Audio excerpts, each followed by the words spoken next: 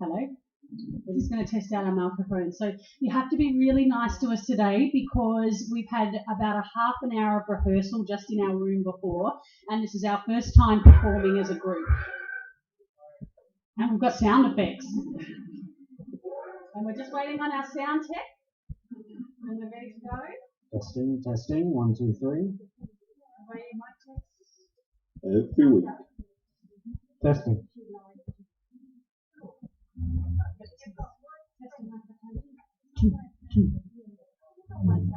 So don't be afraid to step right up to the microphone.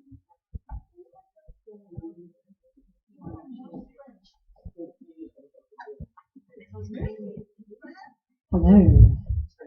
Okay, we'll use this one. All right, I don't think we've got any scenes together, so you and I can share.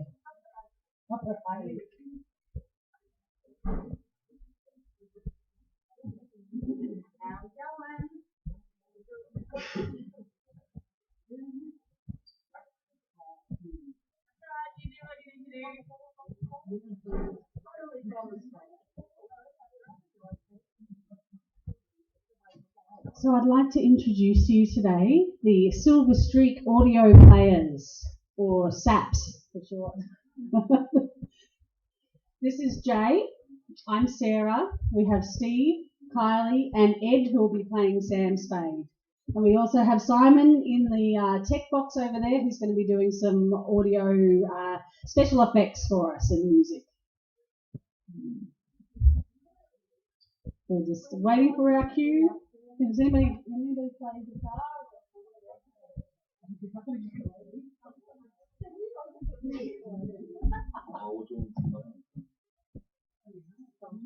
I'll just play my own stuff. Just play. You can see that we're in tune. I don't have to tune up.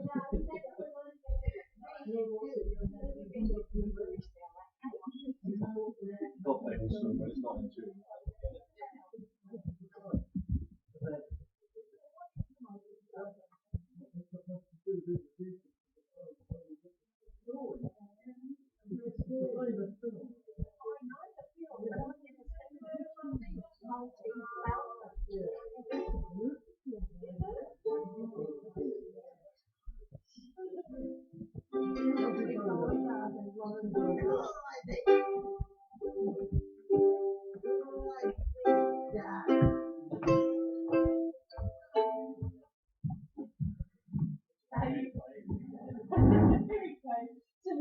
some intro music while we're waiting for the sound effect.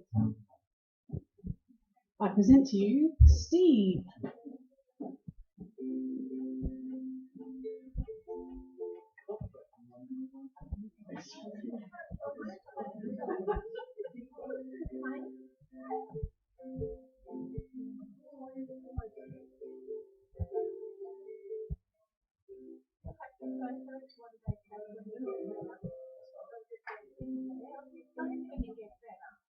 It's not a tune, I can't play it, sorry.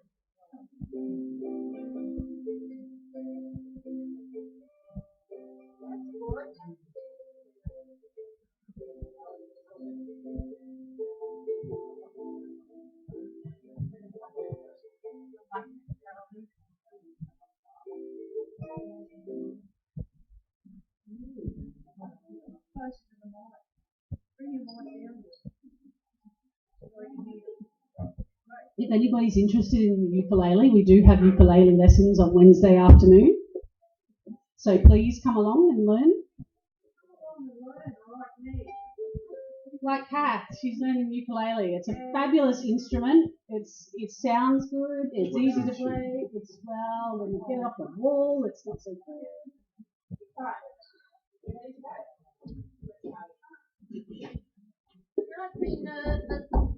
Thank you. Okay, here we go. Every week, Squid brings you Hollywood's finest, the great picture plays, the great actors and actresses, techniques and skills chosen from the honour roll of those who have won or been nominated for the famous Golden Oscar of the Academy of Motion Pictures, Arts and Sciences. And now, E.L. Squibb and Sons, manufacturing chemists of the medical profession since 1858, brings you the Maltese Falcon, the thrilling mystery which was nominated as the best production of the year for the 1941 Academy Award.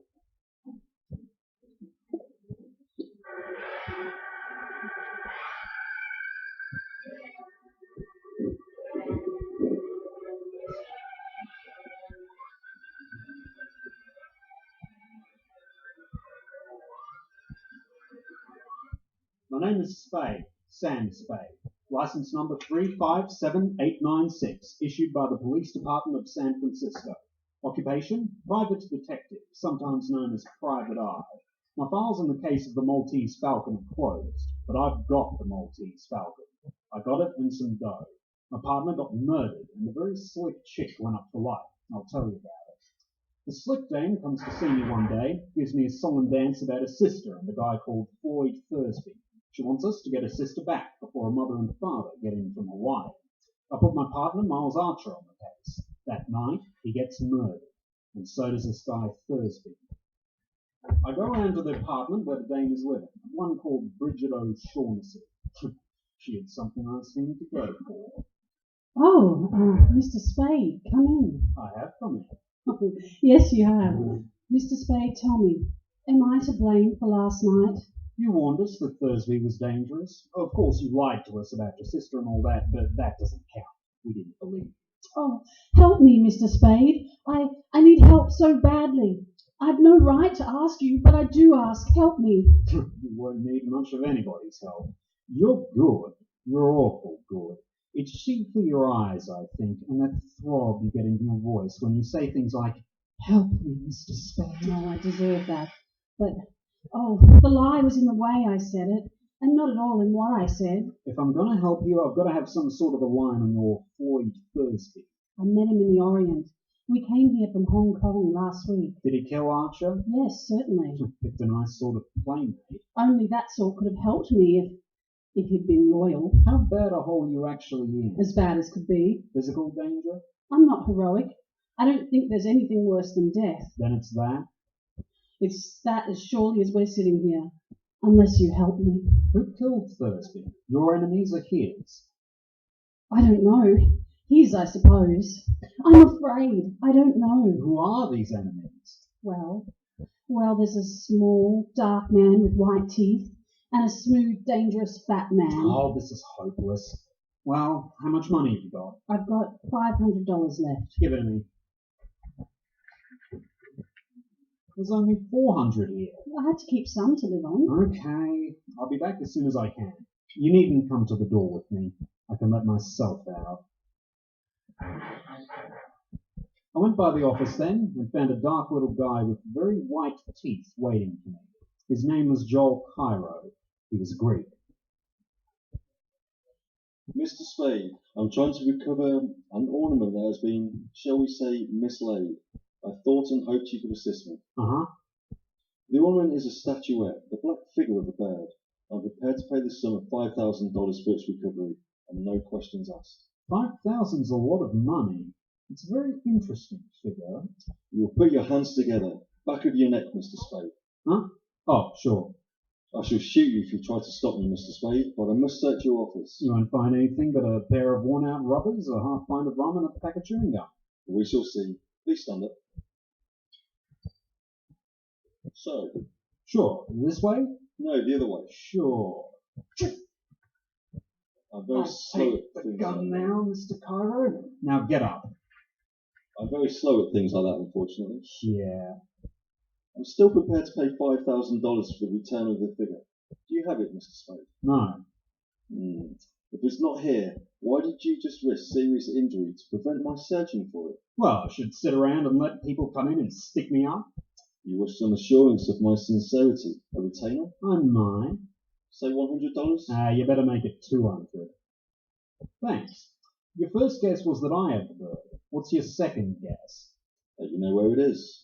Or where I can get it. You're not hiring me to murder or do burglary, but to get back the figure in some lawful way? Say from a dame with red hair, or a smooth, dangerous fat man? Ah, so you know. You must be aware of them. They would stop at nothing. May I have my pistol now? Yeah, sure. I'd forgotten it. Thank you. Now, Mr. Spade, you'll kindly clasp your hands behind your neck. What the? Don't move, Mr. Spade. This time I might shoot. I insist on searching your office. Sure, go ahead. I finally got rid of the Greek and started back to Bridget O'Shaughnessy's apartment. Matter of fact, I had a hunch that the Greek was going there himself and started to tail his cab when a sad-faced guy poked something into my back and said, Come on, the fat man wants to see you. Here he is, Mr. Gutman, the guy who was talking to the dame and the Greek. Ah, Mr. Spade. Mr. Gutman, We begin well, sir. I distrust a man who talks too much. I like to talk. Of course, talking is something you can't do judiciously, unless you keep in practice. Yeah. Now, sir, we'll talk if you like, and I'll tell you right out that I'm a man who likes talking to a man who likes to talk. Swell. Will we talk about the blackbird? You're the man for me, sir. No beating about the bush, right to the point. Let us talk about the blackbird. By all means, Mr. Spade. Have you any conception of how much money can be got for that blackbird? No. Well, sir, if I told you half, you'd call me a liar. No, not even if I thought so. But you just tell me what it is and I'll figure out the profits. You mean you don't know what the bird is? Well, I know what it's supposed to look like. I know the value in human life you people put on it. Miss O'Shaughnessy didn't tell you what it is, and Cairo didn't either? He offered me 10,000 for it. 10,000. And dollars, mind you. Not even pounds. They must know what it is. Or do they? What is your impression? I can't tell. They're both lying. If they don't know, I'm the only one in the whole wide world who does. Swell. When you've told me, that'll make two of us. Mathematically correct, sir. But I don't know for certain that I'm going to tell you. Oh, don't be foolish. You know what it is, and I know where it is. That's why I'm here. Well, sir, where is it? Don't be silly. You see, I must tell you what I know, but you will not tell me what you know. That is hardly equitable. So no, I don't think we can do business along those lines. Yeah? Well, think again and think fast. I can get along without you. And keep that gunsel away from me while you're making up your mind. I'll kill him. Well, sir, I must say you have a most violent temper. Well, what are you wasting time for? You've got till 5:30, then either you're in or out for keeps. Three characters and a black bird. Well, all I knew was my partner was dead and the cops were getting very uncooperative about the whole thing, including who killed Floyd Thursby. I thought I'd better get back to see that O'Shaughnessy dame before it was too late. And sure enough, it almost was. They came here and took him away. Took who away? The police. They wanted to talk to you too. They took Mr. Cairo with them. What was he doing here? He came to talk to me about the bird. Hey, what is this bird, this falcon that everybody's all steamed up about? Well, suppose I wouldn't tell you anything at all about it. What would you do? Something wild and unpredictable? Maybe. Well, it's a black figure, as you know, smooth and shiny. A bird, a hawk or falcon, about 12 inches high. Well, what makes it so important? I don't know. They wouldn't tell me. But they promised me £500 if I helped them get it from the man who had it. Go ahead. They promised me £500 to help them, and I did. Then we found that Joel Cairo was going to take the falcon and desert Floyd and me, so we did that to Joel first. You are a liar. Okay, I am a liar. I've always been a liar. Well, don't brag about it. Is there any truth at all in that yarn? Some. Okay, not much. Well, we've got plenty of time. I'll put on some coffee and we'll try again. Oh, I'm so tired. So tired of lying and thinking up lies and not knowing what is a lie and what is the truth. Oh, darling. Oh, darling, don't stare at me like that. Come closer, darling. It is something to do while waiting. Why not? Kiss me, Sam Spade. Kiss me. Why not?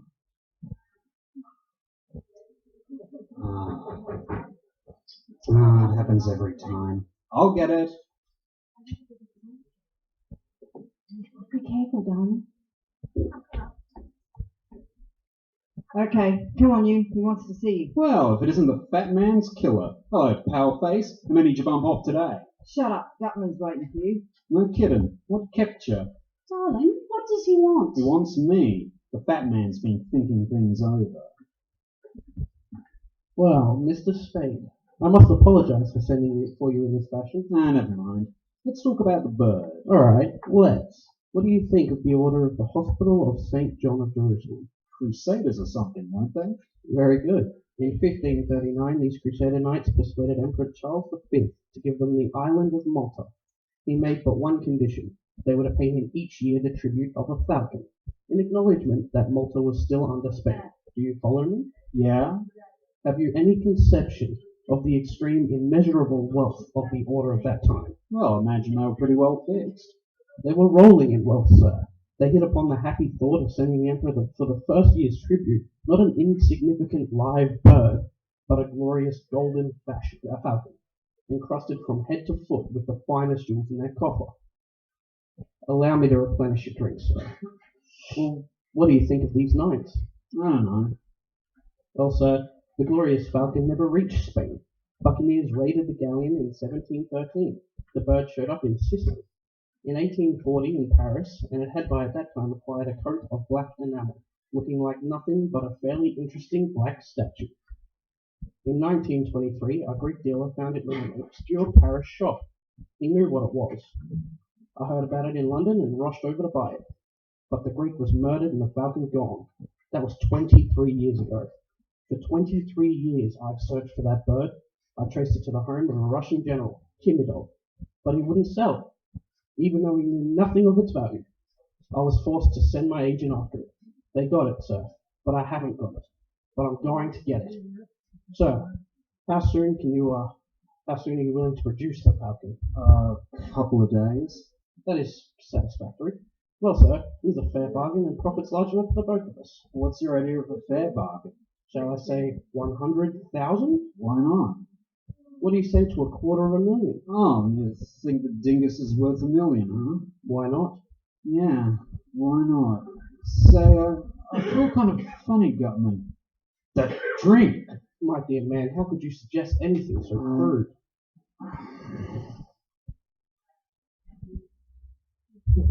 Wilma! Wilma!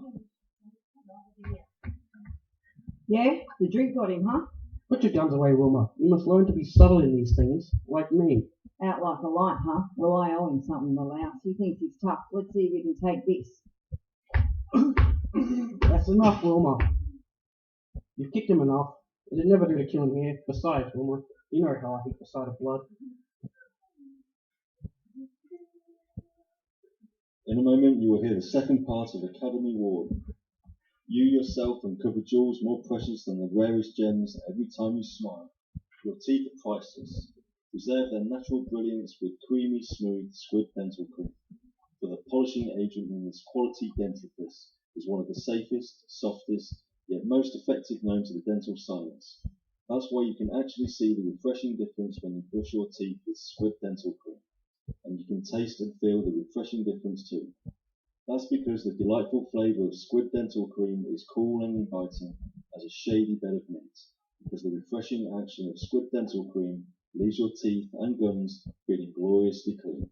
So for a brighter smile and a happier mouth, try squid dental cream, one of the great family of squid products. Taste, feel and see the refreshing difference. Use squid dental cream. In a moment you will hear part 2 of the Maltese Falcon, but first we want to thank Warner Brothers for making this story available. And one thing more, on August 6th, Warner Brothers will celebrate the 20th anniversary of Sound Pictures. Yes, it has been that long since the silent shadows of the screen found a voice. We congratulate Warner Brothers on this historic anniversary. I'm not sure what that music is. And now the House of Squib presents part 2 of Academy Ward, starring these guys.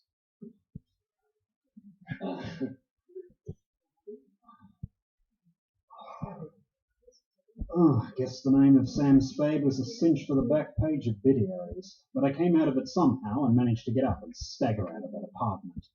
I went around to the hotel where Joel Cairo had a room and made a deal with the house dick to let me search it. All I could find was a newspaper in the wastebasket, folded back to the steamship news. There was a list of arrivals, and one was marked. It said, 8:07 a.m., the La Paloma from Hong Kong.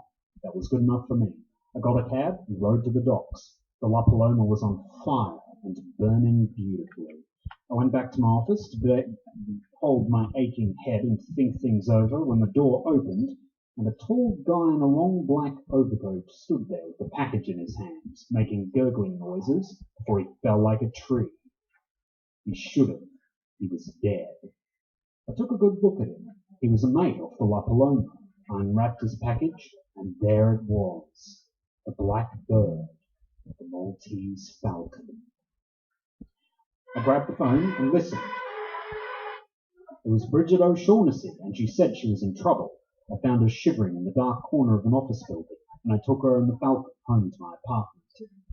I put her on the couch. I put the Falcon in the icebox where no one would think to look for anything, including ice. I came back and switched on the lights and found a surprise party waiting to greet me. Well, sir, we're all here now. Let's sit down and be comfortable and talk. Sure. Get away from me, Gunsel. You're not going to frisk me. Stand still. Shut up. Put your paw on me and I'm going to make you use that gun. Ask your boss if he wants me shot up before we talk. Never mind, Wilma. You're certainly a most headstrong individual, Mr. Spade. Well, let's be seated. You too, Cairo. You can put down your gun too. Of course, Mr. Spade. I was only using caution, as it were. You ready, Gutman? You ready to make the first payment and take the Falcon off my hands? Well, sir, as to that, here are $10,000, sir. Oh, we were talking about more money than this. Yes, sir, we were. But this is genuine coin of the realm, sir. With $1 of this, you can buy $10 of talk, and besides, there are more of us to be taken care of now. Well, that may be, but I've got the Falcon. I should not think it would be necessary to remind you, Mr. Spade, that though you have the Falcon, we certainly have you. Yes, I'm trying not to let that worry me. We'll come to the money later. There's another thing that has to be taken care of first. We've got to have a fall guy. The police have to have a victim, somebody they can stick for those 3 murders. 2. Only 2 murders, Mr. Spade. Thursby undoubtedly killed your partner. All right, 2. What difference does it make? The point is we've got to give the police... Come, Mr. Spade, you can't expect us to believe at this late date you are the least afraid of the police, or that you are unable to handle... I'm up to my neck, Gutman. I've got to come through with somebody, a victim, when the time comes. If I don't, I'll be it. Let's give him the gunsel. He actually did shoot Thursby in the other one, didn't he? Anyway, he's made to order for the part. Let's turn him over to the cops. Get up on your feet. I'll take all the riding from you I'm going to take. Get up. Shoot it out. Now, Wilma, don't shoot.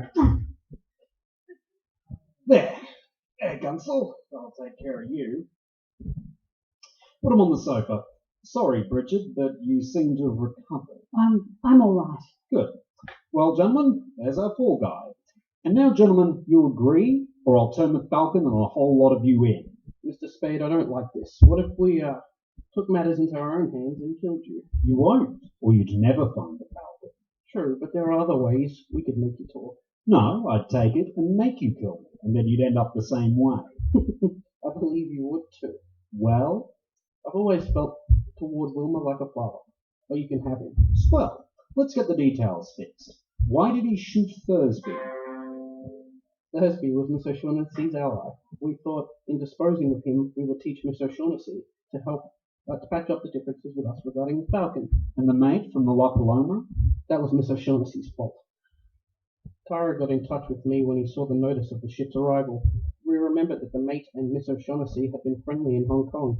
He called on this man, but he, with Miss O'Shaughnessy and the bird, slipped through our fingers. We followed them to our apartment. Wilma shot the mate as he was coming down the fire escape. We shot him many times, but that man was tough, and he did not drop the Falcon. We persuaded Miss O'Shaughnessy to call your office, but unfortunately she did not call in time to prevent you from meeting the mate and getting the Falcon. I see. And now, sir, would it be presumptuous if we asked to see the Falcon? Okay, it's in my icebox.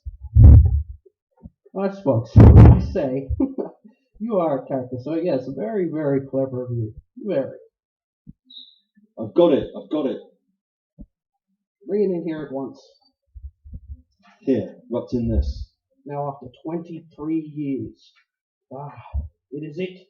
But we'll make sure. Hand me your knife, sir. Here. I'll peel off some of this disfiguring enamel. It's a fake. All right, O'Shaughnessy, you've had your little joke. Now tell us about it. No, Sam, no. That's the one I got from the Russian, I swear. You bungled it, Gutman. You and your stupid attempt to buy it. The Russian caught on how valuable it was. No wonder we had so little trouble stealing it. You imbecile. You bloated idiot. Yes, this is the Russian's hand. There's no doubt of it. Well, sir, what do you suggest? Shall we stand here and shed tears and call each other names, or shall we go to Istanbul and interview our Russian friend? Go to Istanbul. For 23 years I wanted that little item and have been trying to get it. If I must, another year on this quest, well, there will be added expenditure and time only. I'll go with you. Wilma's gone. Wilma's gone. So he has. That makes it imperative that we go too. Oh, by the way, sir, I'll trouble you for my envelope containing the $10,000. I kept my end of the bargain, but I'll settle for $1,000 for expenses. Thank you. I'll allow the 1,000. That'll take care of my time. Now, sir, we'll say goodbye to you, unless you care to undertake the Istanbul expedition with us. You don't? That's too bad. Well, sir, the shortest farewells are the best. Adieu. And to you, Mr. Shaughnessy, I leave the Rara Avis on the table. There is a little memento, the Maltese Falcon.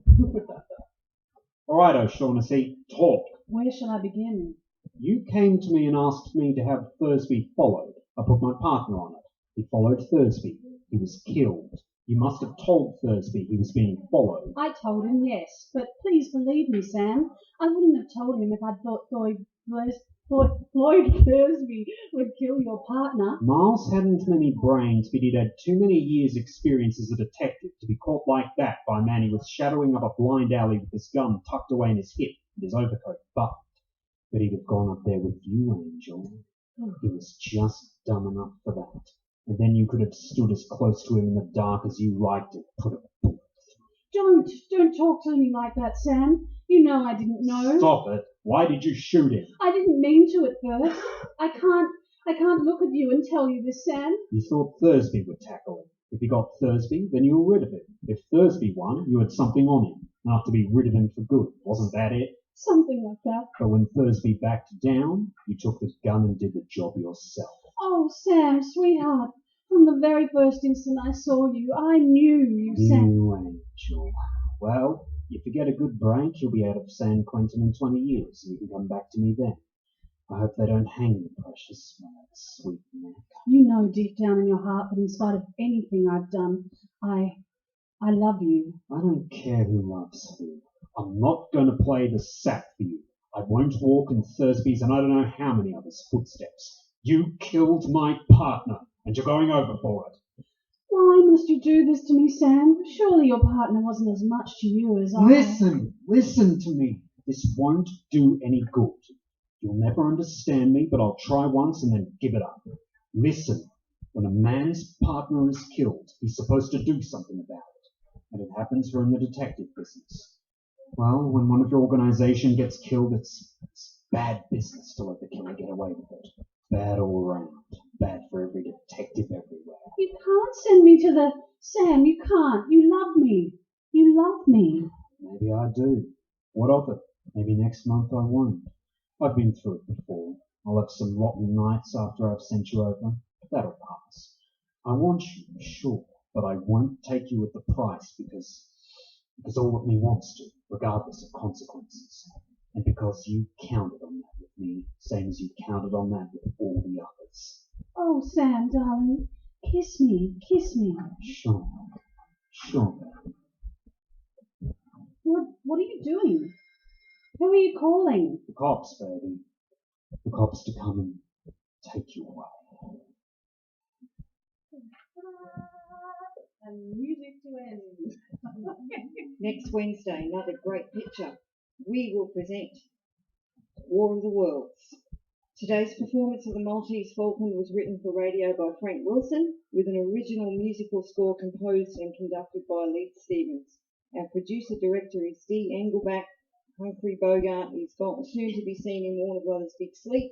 I'm not supposed to be reading this. Mary Astor appeared through the courtesy of Metro Goldwyn Mayer. We will be back next week.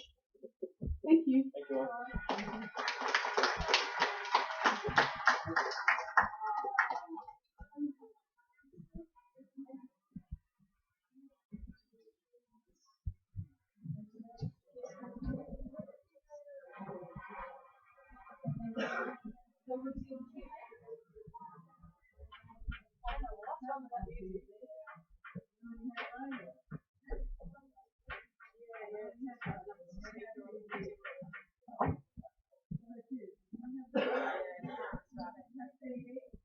Well, thank you, everybody. And now I present to you lunch. Da-da-da.